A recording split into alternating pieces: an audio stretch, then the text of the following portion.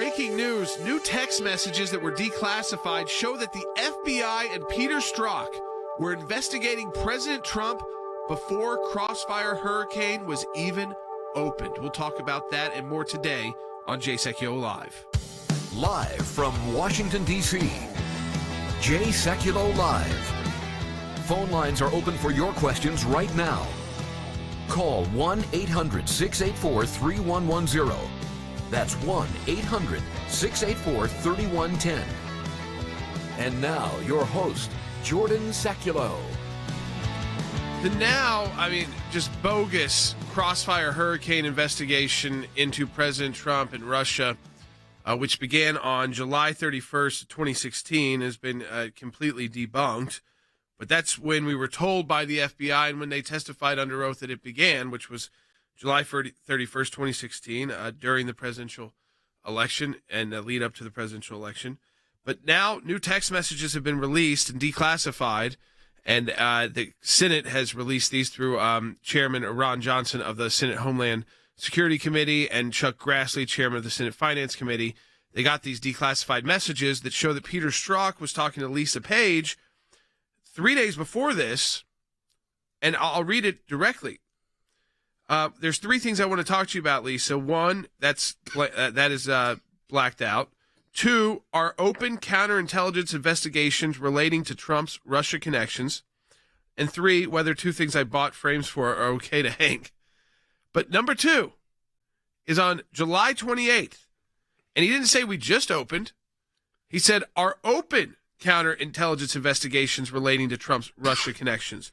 But these are the same folks who testified that they were not investigating Trump in Russia until Crossfire Hurricane was officially opened on July 31st. So it's not just that these are 3 days apart, Dad. No. It's that in this text message, he's referring to an ongoing, we don't know how far back it goes, but an ongoing investigation of President Trump in July of 2016. You notice what it doesn't limit it to? The Trump campaign. No. So the email itself says our open Trump's. CI, which is criminal counterintelligence investigation, relating to Trump's Russian connections. So, again, the FBI caught, again, with misstatements about when this investigation started, how it started. And the fact of the matter is, and I think we have to be clear on this, they set this up. They put this in motion, they being the Federal Bureau of Investigation. And the end result of that was, in my view, a complete fabrication to the American people, a 3-year investigation that garnered nothing, and it was a hoax from the beginning. And they all knew it. It was to take out President Trump. Now, they weren't successful in doing it during the election, during that 2016 campaign. But ask yourself, this is the Federal Bureau of Investigation. They were up to no good very early on. Well, that's right. And they were doing this, again, you could say, well, it didn't affect President Trump in 2016 because it was a counterintel, it's not yet known. But did it affect President Trump in 2020? Well, I mean, think about what he had to go through as president once he won. He had the entire FBI going after him. The special counsel was appointed to go after him, Mueller.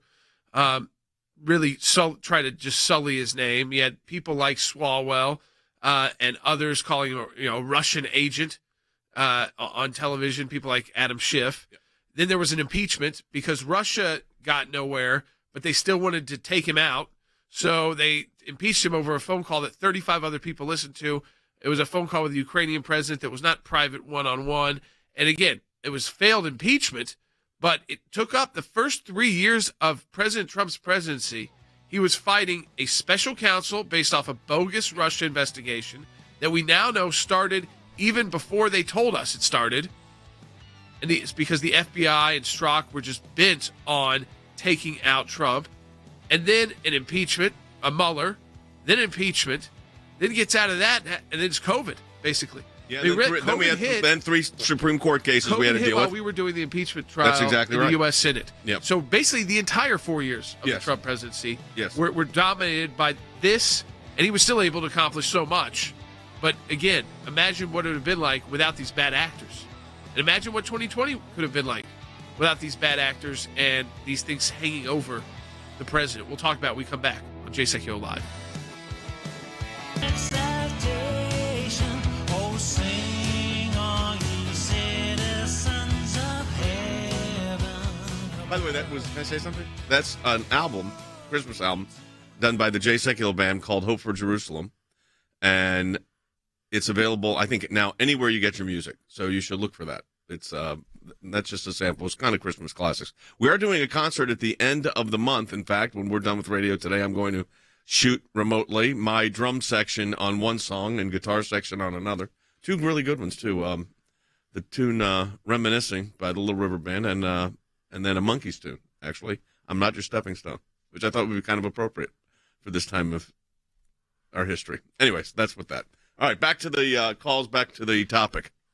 Yeah, I mean, again, what we are focusing on today, and I didn't know that we would be talking Peter Strzok again, and this late into December of 2020, but now more text messages have been declassified, and what they show, and I just want to underscore the significance, because I don't want you to get caught up with the short time period dates, but the words that he used was that Peter Strzok was texting Lisa Page on July 28th, 2016, so before the election.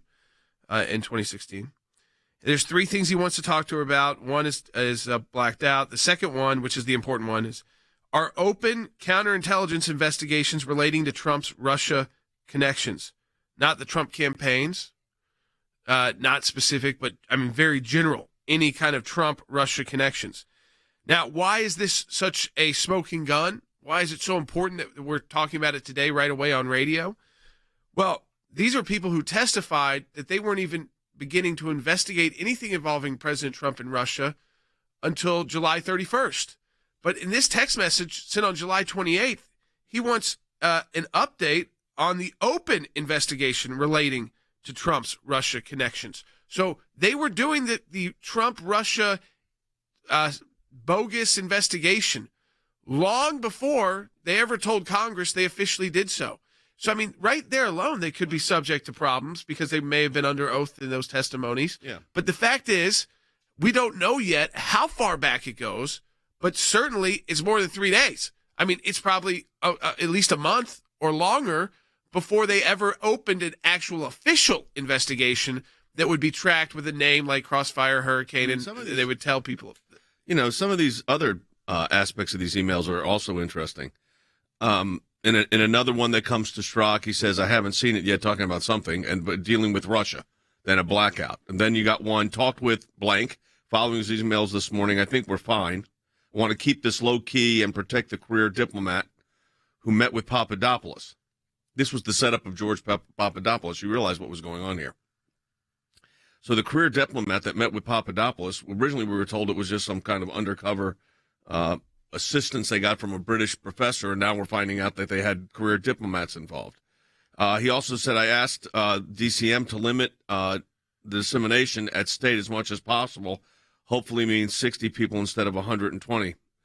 I'll tell you what the problem with all this is, in my view, Than, is that, I know John Durham's investigating it. We'll see what happens with the new administration. I don't know what Joe Biden will do with Durham. Now they've appointed him as a special counsel, and the pressure and the House being so close and the Senate, if it ends up being controlled by Republicans, I don't think it'd be so easy to dismiss him. What's your sense? Well, it shouldn't be easy to dismiss. There's an awful lot of smoke there. I would say there's fire there at this point, Jay. I mean, look, we already knew that the FBI had demonstrated an animus to President Trump. I think this is clear evidence they were trying to invoke and put in motion a scheme to undermine him from not just the beginning, but from further back than we knew, even to this point. Look, Peter Strzok, this is a guy, Jay, people have to remember. I know we've talked a lot about him, but he was not only the guy that signed the memo opening Crossfire Hurricane, he was also the guy that overruled the Washington field office closing Crossfire Razor, which was a subset of that. Here's the question General Flynn. So for everybody General remembers. Flynn. Yep. Correct. Yeah. But look, as far as your question about Congress, this is what I think Ron Johnson and Chuck Grassley are asking now. Jay, where's Christopher Wray in all this? I mean, look, we now know there was an investigation predating the one that they've been briefed on. They have every right to know how far back that reached and who all it involved. Jay, who knows? There might be a whole lot of other people inside the campaign scope that this involved that we're yet aware of. Well, you're talking about committing perjury. Let's just play Trey Gowdy, former congressman, when he was a congressman at the hearing. This was held on July 12th, 2018, and it involves Peter Strzok. prior to July 31st, 2016, how many witness interviews did you conduct as part of the Russia-Trump campaign alleged collusion investigation? None. So none before July 31st. None before July 31st, none. We've now got, so that's perjury. Material fact, too, by the way, when the investigation actually started. So you see what's happened here. Now, Durham, if he gets to finish the tasks, could bring this all to bring it to a head. But, Harry, I look at this, and if I look at obstruction, which is, 18 U.S.C. 1001, or here, not obstruction of false statements, and maybe obstruction on this because Congress was investigating. How does he get around this? And we got the emails now that say it's not his email. I'm not sure he can, and I'm certain that he shouldn't. Jay, I think it's important to keep in mind that the tentacles of the Trump investigation began in 2015, arguably as a cover-up of Hillary Clinton's complicity in using a private email server account. And this was reported in 2015 by the New York Times. And so some of the players who were implicated, if you will, by the FBI, wrongly implicated, they were investigated by the FBI beginning in 2015.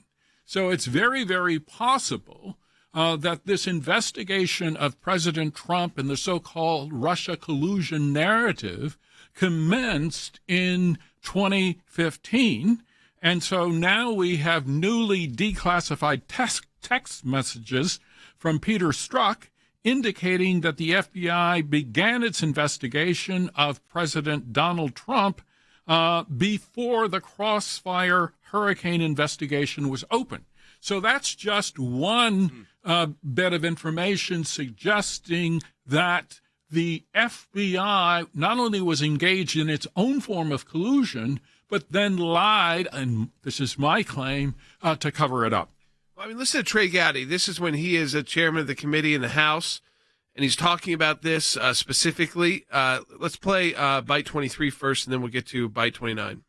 The FBI has represented to Congress that nothing from an investigative standpoint with respect to Russian collusion and the Trump campaign began before July 31st, 2016. I mean, there you go. You heard Strzok say it. You heard Gowdy confirm it again, that during these hearings, that nothing, that they weren't doing anything until July 31st. We now know they were lying. We know Peter Strzok was lying to Congress because we have the text message, and then it shows that this investigation was already open, and as Harry said, it could have been opened as far back as 2015. We also, let me remind people that the Russian intel that was picked up, that it was Hillary Clinton funneling this whole program, and that Russians were worried that they were going to get blamed for these hacks, that they were going to get blamed for the server of Hillary Clinton, and that Hillary Clinton was going to put forward all this Trump-Russia collusion, so they were going to get blamed for that. And our intel picked up the Russian intel communications about that. Look, this is a staggering abuse of power, Jordan. No two ways about it. And I would say it's a staggering abuse of power that continues to be perpetuated today because, look, Peter Strzok hasn't come forward and given this information. He was caught. This is information that was just put out today that Peter Strzok was not forthcoming about. And, Jordan, I think it also underscores, we've talked about this previously, but it underscores the opposition to Peter Strzok leading this investigation that existed at the FBI at the time. Major players, including counterintelligence director Bill Priestap, did not want Peter Strzok leading that investigation because he said, look, Peter Strzok's gone around the chain of command and collaborated with Andy McCabe outside of the chain of command in the past. He's not the right guy to do this. But, Jordan, why was Peter Strzok, why was Andy McCabe okay with putting Peter Strzok in charge? Jordan, because Andy McCabe was in on it too. It was his office in which the insurance plan was talked about it. So that was exactly the guy he wanted to lead it because they had already chosen where they wanted to end up, and now they were just trying to make the facts fit it. I don't think there's any other way to put it, Jordan. No, this is, again, I think it's something that has to continue. Durham is expanding his team. He's been made into a special counsel to make it harder to remove him by the Biden team. And I think also with the shrink, I know we're 50 seconds here, but there are shrinking majorities in the House for Democrats as we speak, which makes it tougher and tougher for them to get rid of John Durham. Well, think about this, Jordan. 222 Democrats were elected, but already 3 have been tagged by the Biden administration. That takes them down to 219. You need 218 to win the speakership gavel. Think about that, Jordan. I mean, so they're down to just a 1 or 2 person majority. And again, folks, the Senate is up for grabs. Let's not forget the importance. Georgia, January 5th. Makes it a lot harder to get rid of Durham's. Makes it a lot when he's expanding his team. So we'll take your calls when we come back. Remember, we've got a matching challenge right now at the ACLJ for the month of December. Whatever you're able to donate online at aclj.org is doubled because we have a group of donors that say we'll match all the donations that come in December. Donate online, aclj.org.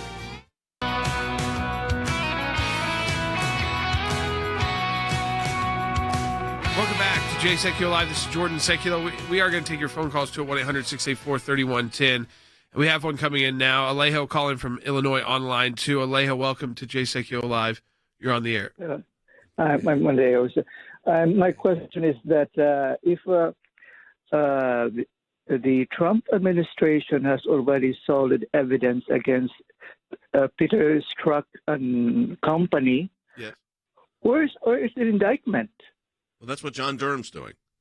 So John Durham is the Justice Department official that was appointed to look at all of these cases, the origins of Crossfire Hurricane, which, by the way, now Strzok knowingly misrepresented the date upon which this very investigation. Clearly. I mean, with words like, when you answer Congress under oath with words like no, and now we have messages that show you were lying, I mean, right away, those are moves you can take. Now, the grand jury has to approve that, and you've got to go through that process. But, I mean, I still think Peter Strzrok could be in serious trouble. So, again, Durham has increased his team, and the Democrat majority in the House is shrinking down to like 1 vote. It looks like right now, 1 vote majority, 218, maybe 2, at 219. And then the U.S. Senate, it's up for grabs, remember. So that really will have a big part of whether Durham is able to continue to do his work as he expands his team. But, Dad, I know we've got a major pro-life victory, and we've written about it at aclj.org, but we haven't had time to talk about it yet on air. It's an awesome story about the ACLJ's work and how it has led to even bigger legal action being taken because, of course, we handle the civil side of cases, and now the Department of Justice has taken one of our civil cases on life and the conscience clause and launched an investigation. Yeah, their own investigation. And actually filed a lawsuit. Yeah, and they filed a civil action to stop, and let me read you the first sentence of it. The United States brings a civil action to stop defendant at the University of Vermont Medical Center from punishing health care personnel who follow their conscience and refuse to perform abortions. Now, let me read that to you again. This is filed by the United States Department of Justice. It's the United States of America versus the University of Vermont Medical Center, and it says, the United States brings this civil action to stop defendant, University of Vermont Medical Center, from punishing health care personnel who follow their conscience and refuse to perform abortions. The lawyer handling the case for us at the ACLJ is our senior counsel, Frank Mannion. Frank brought the initial challenges forward. And, Frank, let's get some history here so people know how this case developed and now the Department of Justice involved. Sure, Jay. This is a big deal. This is the first time ever since the enactment of something called the Church Amendments back in 1973, right after Roe v. Wade, that we've gotten the government to file a lawsuit alleging a violation of the Church Amendment. The Church Amendment is one of many conscience protections out there. If you look at it on paper, it's really the best. It's the most direct. It covers the most procedures, but we've never been able to get it enforced. It didn't matter whether it was a Republican administration or a Democratic administration. We now have a lawsuit filed for the first time ever. We represent a nurse who worked in the operating room, a surgical nurse at the University of Vermont. She was on a list of religious objectors, in other words, people who said, I'm not going to participate in any abortions of any kind because of my religious beliefs. Knowing full well that she was on that list, she was deceived by her employer on one day in 2017, sent into a procedure that she was told was a non-controversial D&C following a miscarriage. Once she got in the room and scrubbed in, which means she really can't get out at that point, she found out that it was an elective abortion of a 6 months gestational age baby. She was horrified. She called out to her supervisor, who could have just walked in the room and taken her place, and said, I'm on the objector list. I can't do this. She said, too bad, you have to do it. The doctor in the room also knew she was an objector and greeted her with the words, please don't hate me for this. So talk about an outrageous horror story. She came to us. We investigated it. We interviewed witnesses in addition to our client. And we referred this case, we filed a formal complaint with the Conscience and Religious Freedom Division of the Office of Civil Rights of HHS, a new agency or a new sub-agency within HHS that was created by the Trump administration. They investigated it. They spent a week in Vermont interviewing 15 or so other healthcare people, attempted to reach a settlement with the University of Vermont. Apparently the university refused, and so just 2 days ago, they filed a lawsuit in U.S. District Court in Vermont to finally put some teeth in the Church Amendment after all these years. And we couldn't be prouder that it's because of the ACLJ that we were able to do this. This is a monumental decision or move by the Department of Justice and HHS, but I want to underscore something here. It started because the ACLJ under Frank's leadership filed a formal complaint to start the process going. And if there's one thing the Constitution should clearly protect, Harry, that is the conscience rights of American citizens who oppose abortions and don't want to actually participate in the procedure, especially in this situation where they could have had someone else do it. Absolutely. So what we have here is an outrageous infringement of the religious conscience rights of a pro-life nurse who was effectively coerced into participating in an elective abortion. What we have, arguably, is a collusive conspiracy by the university to violate the First Amendment rights of this pro-life nurse, and it was outrageous because it was premeditated and it was intentional, at least in my view.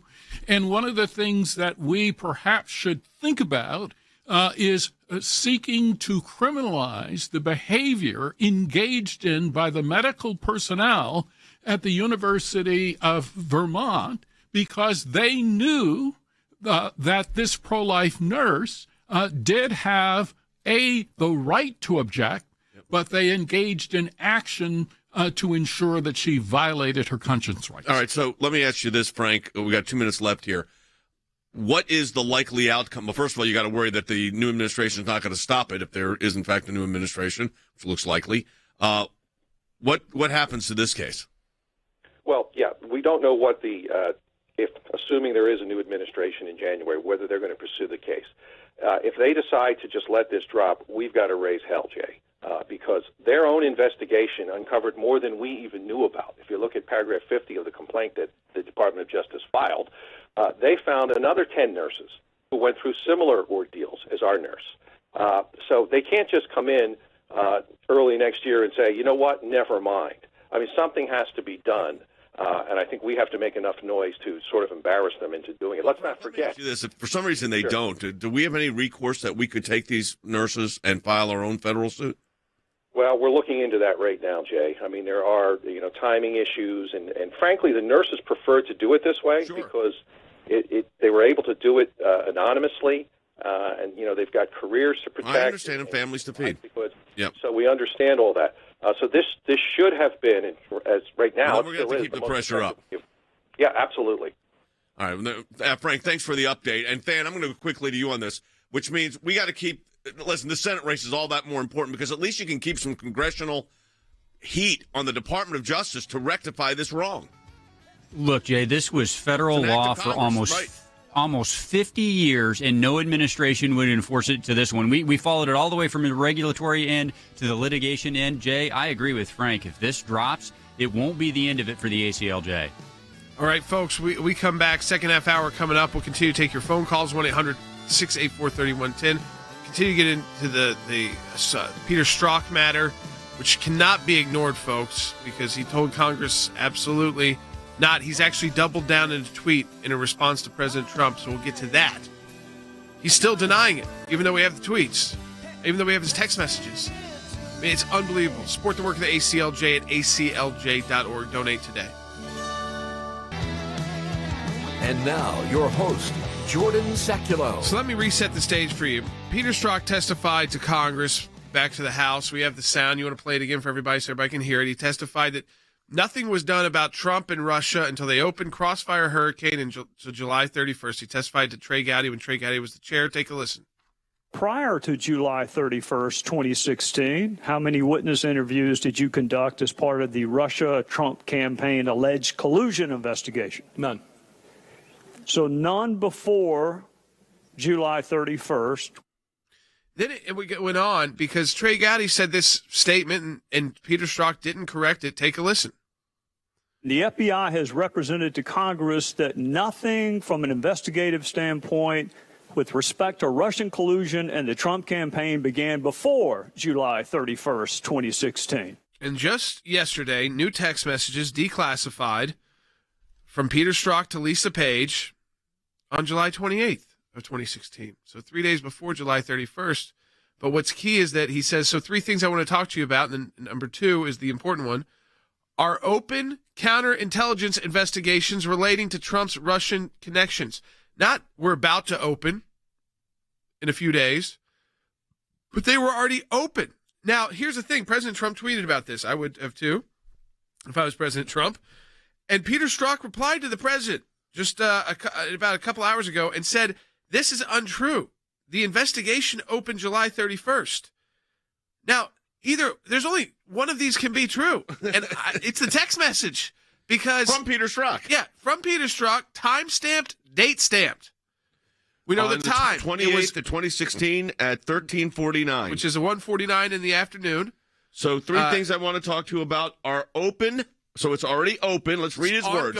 Open. CI investigation, counterintelligence investigation relating to Trump's Russian connection. So an open counterintelligence investigation in relating to Trump's Russian connections.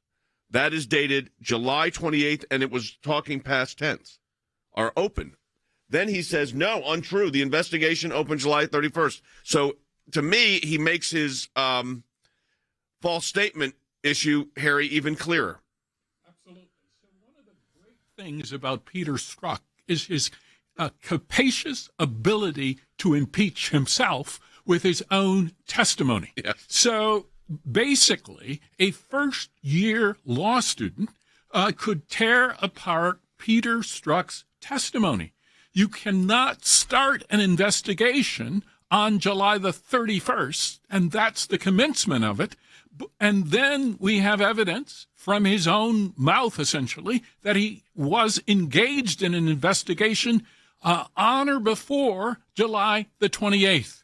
So he is fibbing on either one side or the other, but I think his history suggests that he is an untrustworthy individual who had a preordained plan, a preordained insurance policy aimed first at defeating Donald Trump and secondly at impairing his presidency. And I think the evidence is clear as day.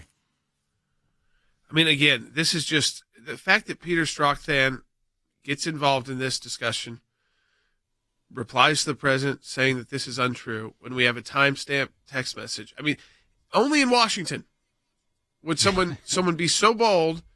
One, he could have just kept his mouth shut and at least developed. But instead, no, he's got to say, you're telling lies again, President Trump, even though President Trump's basing it off of a timestamped text message sent from Peter Strzrok to Lisa Page about an ongoing counterintelligence investigation before Crossfire Hurricane. Jordan, only in Washington, and I would tell you, I think even most people here would know that it's probably time to stop talking. I'll tell you this, I can't imagine Peter Strzok's attorney advising him to do anything but stop talking. But you know what? Too late. Guy. He says it's untrue. Yeah, no, this is a pompous guy who needs to be taken down ultimately, and I think that's probably part of the reason why Durham's expanding his team, and he got that special counsel status. We'll be back. Remember, our matching challenge goes through the end of December. Double the impact of your donation at aclj.org.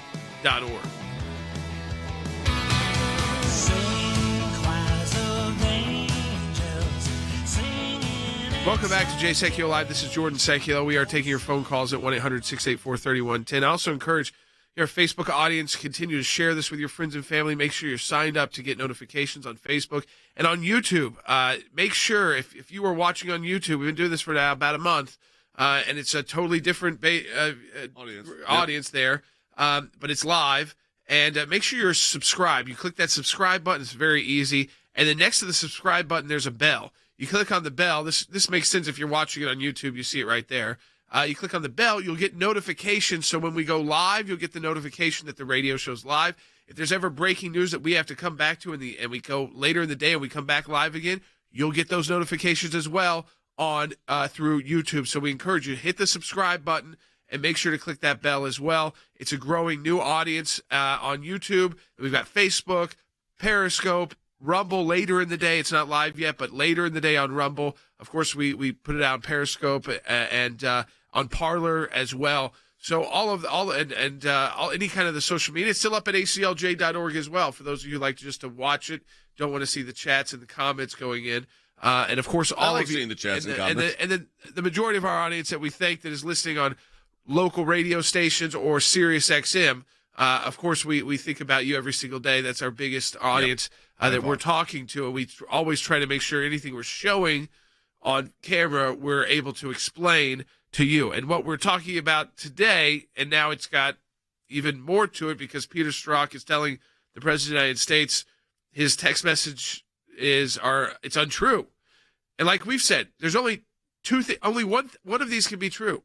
Either there was no investigation about President Trump or the Trump campaign or Trump in general and Russia until Crossfire Hurricane opened July 31st, which is what Peter Strzok testified to, or his text message is right.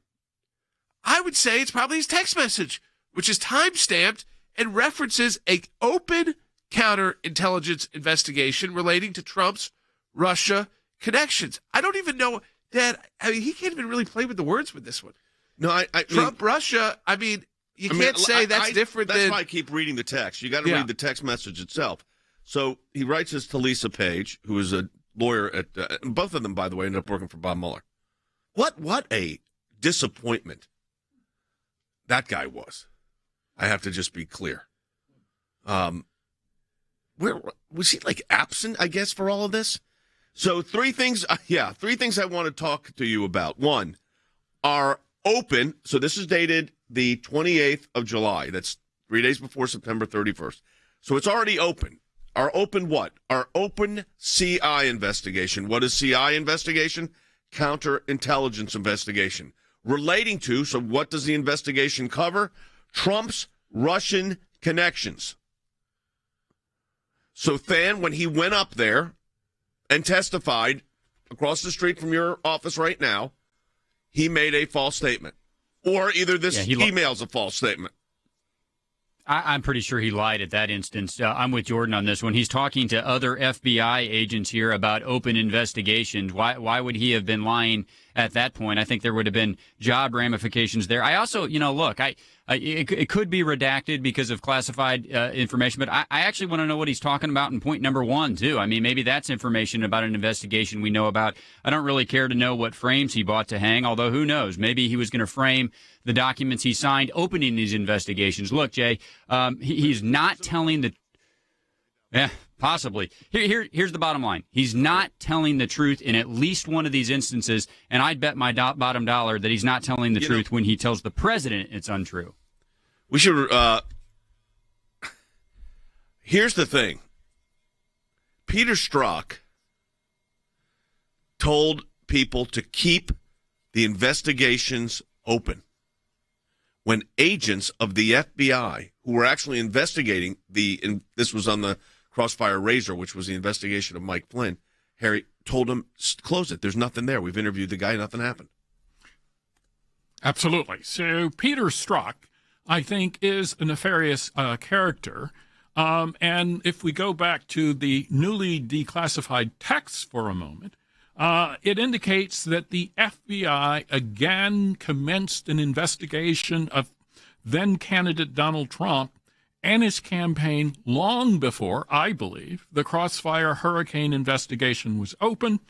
That then led to an official investigation, which then led to the Mueller investigation. And basically, if you look at the Mueller investigation, the FBI investigation, the quote-unquote pre-investigation, basically it's all part and parcel of a false, spurious charge with respect to the Russian collusion narrative. And then if you look at Bob Mueller's investigation, it's clear beyond doubt that the Mueller investigation proved that there was no basis, probative basis for investigating President Trump, but there indeed was a probative basis for investigating Hillary Clinton. Second, the Mueller investigation, for instance, proved that Bob Mueller needs to head very swiftly to a rest home in Florida. And third, it proved something far more important, that the FBI leadership has been corrupt, and I'm talking about the top individuals, for years, if not for decades. And that is the quintessential problem. Yeah. I want to go to Susan on Facebook. She wrote in, my question is, once Joe Biden's in office, all these investigations disappear due to the new powers that will be if Joe Biden does get into office. Now, here's the problem. He's got a shrinking congressional majority in the House down to a one vote majority. I mean, it takes 218. They might have 219, the Democrats, because he's been pulling from the House. What is the actual breakdown between Republicans and Democrats once Biden's sworn in? So right now, I know there's a couple races that are Republicans are leading by 6 votes or 20 votes, so those will have to be settled. But where would we be at? I mean, they would barely beat to 218, right? Right. So if those two races settle out as they are now, Jordan, and the Republicans win both of them, it would be 222 Democrats elected, 213 Republicans. But, Jordan, 3 of those Democrats would be leaving for the Biden administration, assuming things proceed as they are now. So that would drop it to 219 to 213.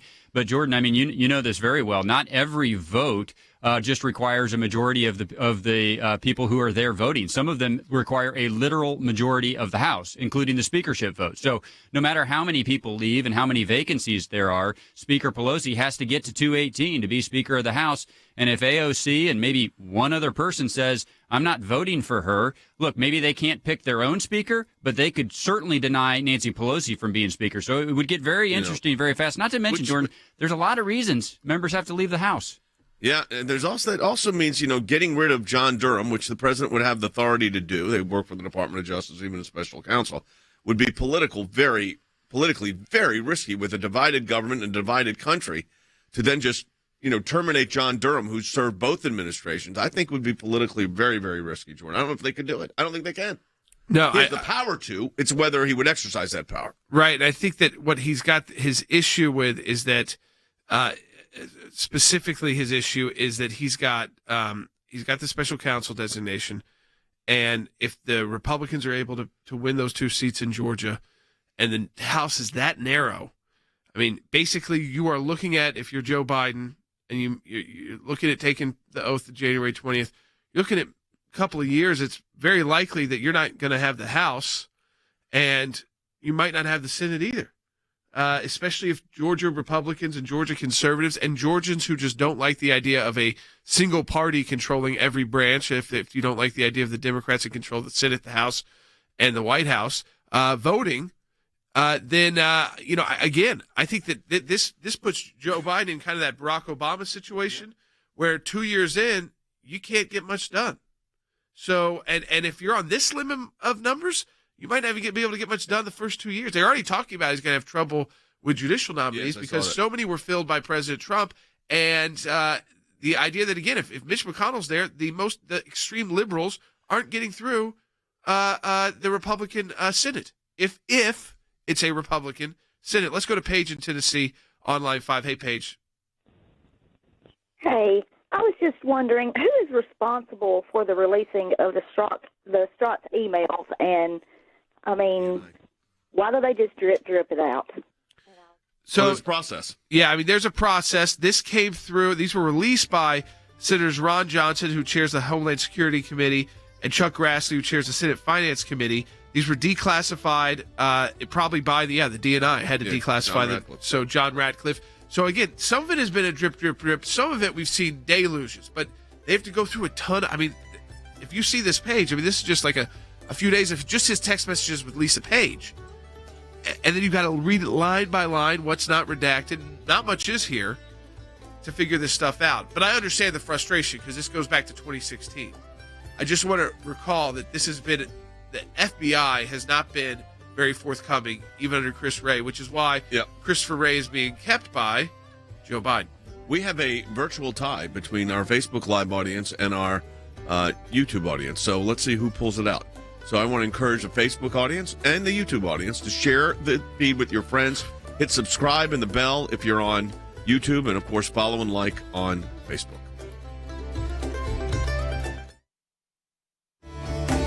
Now my heart is crying, deep beneath the voices lying. I can't stand to see this evil anymore. And while the world is sleeping, we're condemned for just believing. I can't stand to see this evil anymore.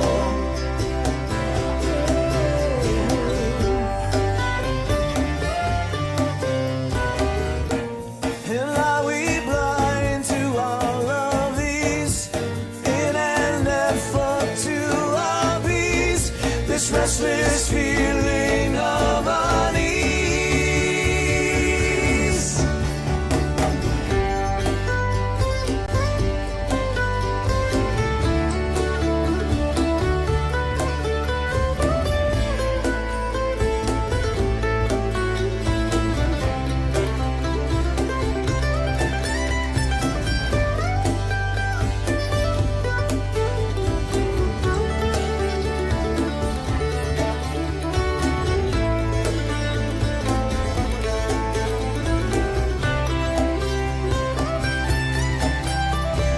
Now my heart is crying, deep beneath the voices lying. I can't stand to see this evil anymore.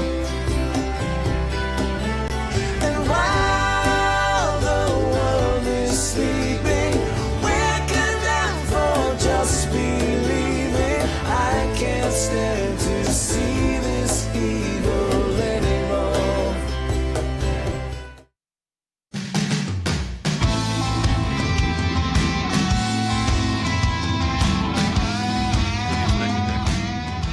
We are literally neck and neck on YouTube and Facebook. I mean, like almost down to like the state of Georgia election.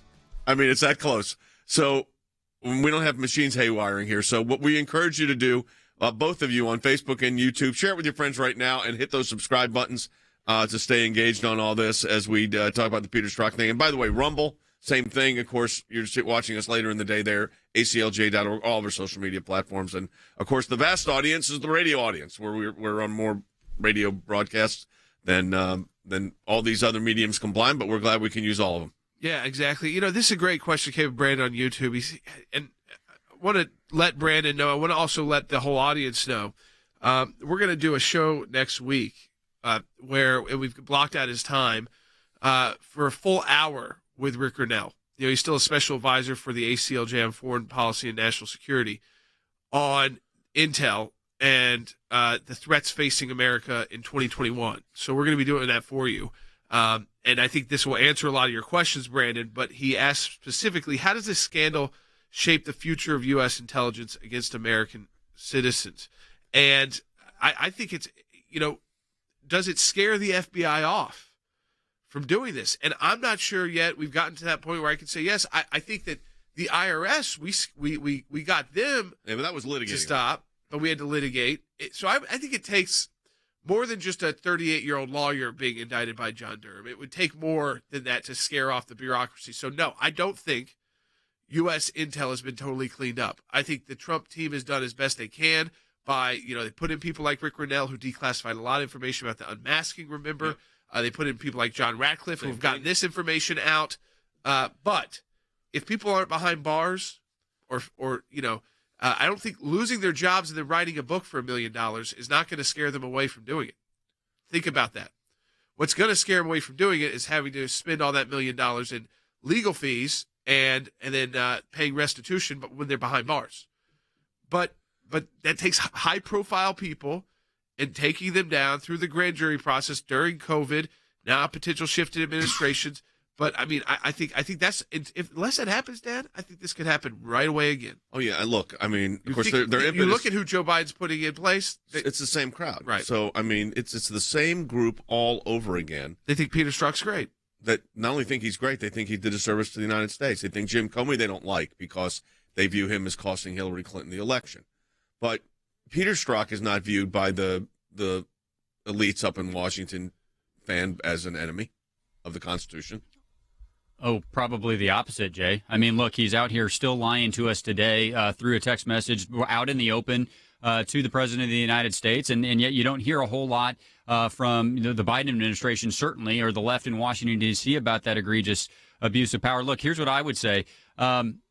We give an awesome power to these individuals, people like Jim Comey, Peter Strzok, Andy McCabe. I'm with Jordan. When it is abused in this way, unless there is a pretty serious ramification for that abuse, there's no disincentive for future officials down the road to do it again. And by the way, Jay, in some of these cases, it wouldn't be future officials. It's the same officials. I mean, Joe Biden is bringing back some of the very same officials that were involved in this in the past. So it is something we have to be concerned about moving forward. Yeah, I think, Harry, I was thinking about this, and I look at the kind of the reaction that you get with these kind of things. And I mean, I think people that are conservatives and respect the Constitution understand that this guy really harmed the Constitution and harmed the constitutional process and is still lying right now. Absolutely. So one of the things that this incident suggests is the global elites who look down on individuals who live in what might be called flyover country. They don't really care about harming the rule of law, harming the Constitution.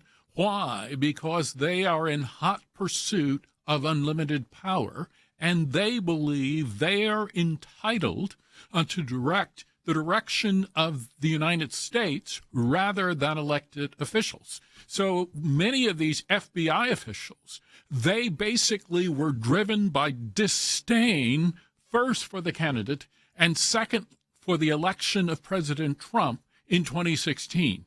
They can't believe their own eyes in terms of what actually happened, and so they've done virtually everything they could to disparage Trump's candidacy and to impair his presidency, and that is why you've had a sequence of charges. So first you had the Crossfire Hurricane. Actually, there was an investigation before that. Then you had the special counsel. Then you had the so-called Ukrainian phone call. And as Jordan correctly points out, between 30 and 35 people were listening on this call, which allegedly compromised U.S. security.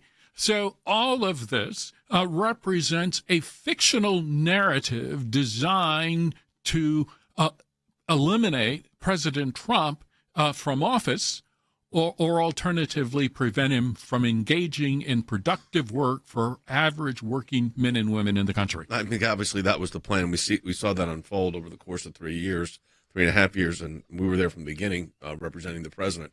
I want to kind of wind things up a little bit with as we go into the weekend here. Look, a lot of people are asking a lot of questions about where the what's the status of the election. I think we got to be clear on this. There are two paths that you have in a situation like this. One is the legal path. The other is a political path. The legal path has not borne fruit. Let's be realistic. I think, the lawyers tried. They brought suits, and they just were not successful, including at the Supreme Court. So that leaves the political path. What is the political path?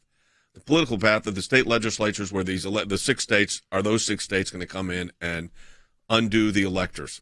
And at this point, that doesn't seem even remotely possible. I'm looking at it just realistically. So what we have to do, I think, at the ACLJ is we have to look forward.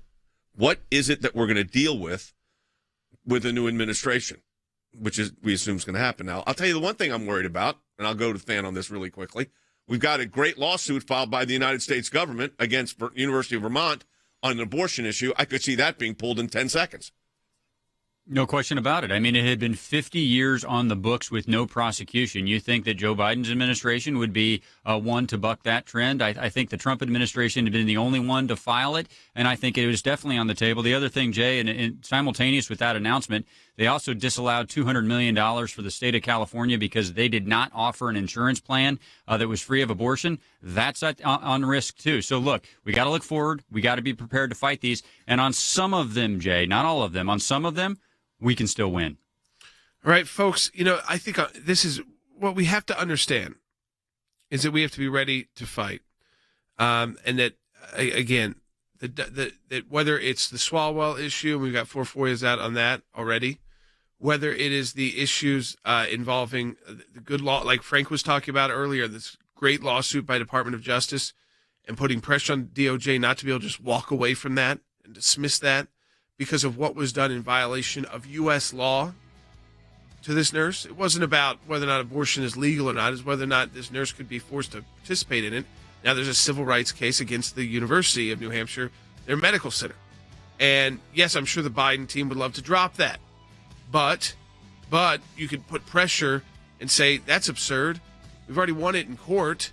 And now the university should be punished and not be forcing anyone. I mean, does Joe Biden really believe that nurses should be forced? As a Catholic, he believes that nurses should be forced to be perform abortions, elective abortions.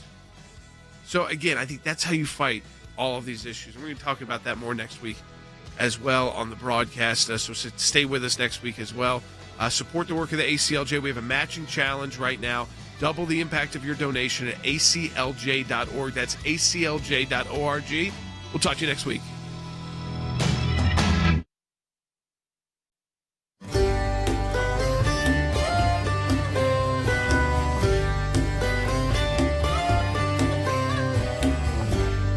What I see from where I stand, I can't begin to comprehend. Awake in fear, just to think how far some people will descend. And what is now has been before. Over and over it's been ignored. It is a hard void of a soul that slaughters innocence. The end becomes the means of twisted faith to justify a violent mean. Guided by lies that deceive, nothing the eye should ever see. Now my heart is crying, deep beneath the voices lying. I can't stand to see this evil anymore. And while the world is sleeping, welcome them for just believing. I can't stand to see this evil anymore.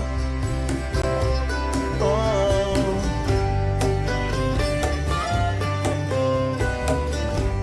The true intent has been laid bare. I can't pretend it's just not real. The time is now. We must be strong and not allow it to prevail. Father in heaven, hear our prayer. Strengthen your souls washed in despair. Now my heart is crying, deep beneath the voices lying. I can't stand to see this evil anymore. And while the world is sleeping, waken them for just believing. I can't stand to see this evil anymore.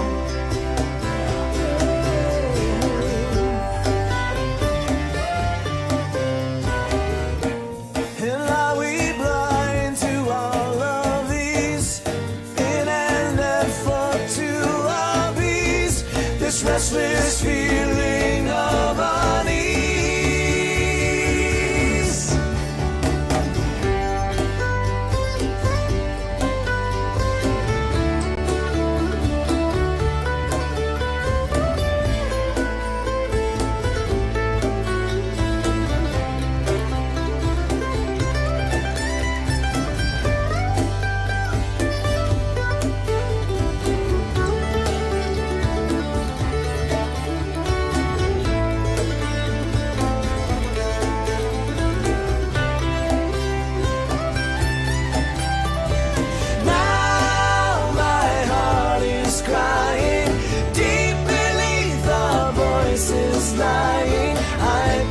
stand to see